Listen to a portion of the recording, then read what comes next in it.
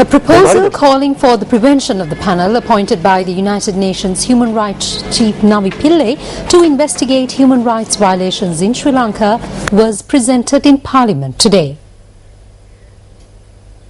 The proposal contains the signatures of 9 ruling party MPs.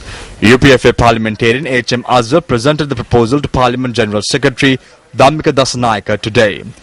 The proposal was endorsed by 9 parliamentarians including Achala Jagoda, Malani Fonseca, Janaka Priyantha Bandara, Udita Loku Bandara, H.M. Azhar, Shanta Bandara, J.R.P. Surya Perima, Nimal Vijay Singha and Duminda Silva.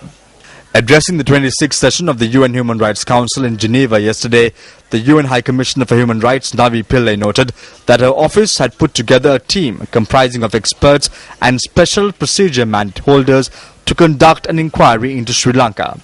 However, Sri Lanka's permanent mission to the UN in Geneva was quick to respond. The mission noted that Sri Lanka has reiterated that it will not cooperate with the OHCHR-driven so-called comprehensive investigation.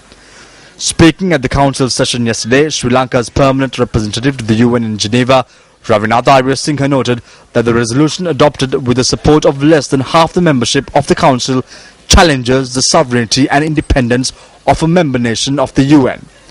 He added that the resolution also violates the principles of international law. In order to decide as to what steps should be taken about the resolution that has been submitted to the Honourable Speaker by 9 parliamentarians of the ruling party, Honourable Speaker has convened a meeting of the party leaders which is scheduled to be held on coming Friday at 12:30.